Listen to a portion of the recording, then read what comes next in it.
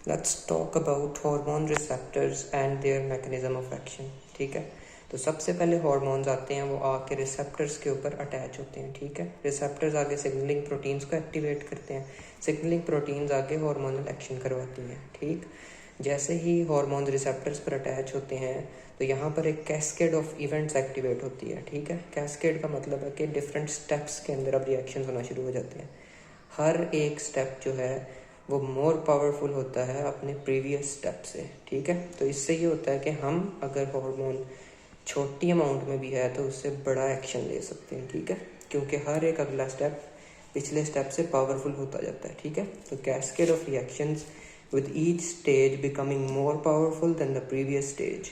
ठीक, फिर हमें पता होना चाहिए कि receptors are only present in tissues where hormone has to act. हर एक टिश्यू के, हर एक सेल के ऊपर हर एक हार्मोन का रिसेप्टर नहीं हो सकता।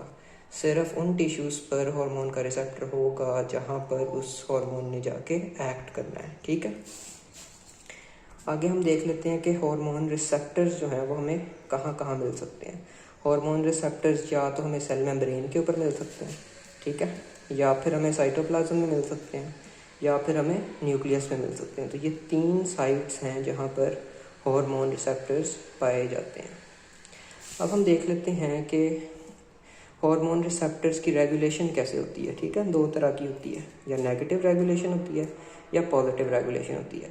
नेगेटिव रेगुलेशन के अंदर जब हार्मोन रिसेप्टर पर अटैच होता है तो फिर हम कुछ ऐसा करते हैं कि रिसेप्टर्स कम हो जाएं। ठीक है, जिससे हार्मोन का जो एक्शन है वो कम हो जाए। ठीक, tissue becomes less sensitive to hormone when there is negative regulation। ठीक है, and when there is positive regulation tissue becomes more sensitive to hormone. ठीक, अब वो कैसे होता है वो हम देखते हैं। ठीक है, या तो अगर नेगेटिव रेगुलेशन को देखें तो या तो रिसेप्टर्स इनएक्टिवेट हो जाएंगे, रिसेप्टर्स ही काम नहीं करेंगे तो हार्मोन का एक्शन कम हो जाएगा। ठीक, चले रिसेप्टर्स अगर काम कर रहे हैं तो फिर हम क्या करेंगे, हम सिग्नलिंग प्रोटीन को बंद कर देंगे। ठीक है, हम उसे इनएक्टिवेट कर देंगे।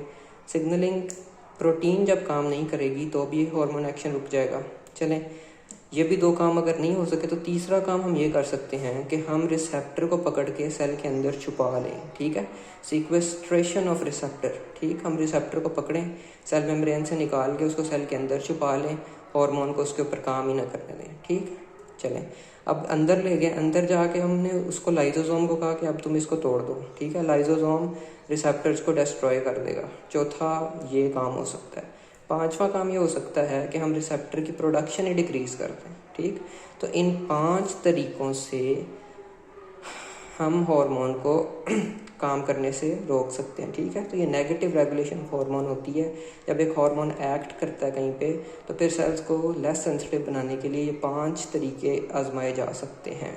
Either we inactivate the receptor और we inactivate the signalling protein, either the receptors are sequestrated within the cells or they are destroyed by the lysosomes or we decrease the production of receptors। ठीक, ये तो हो गई negative regulation.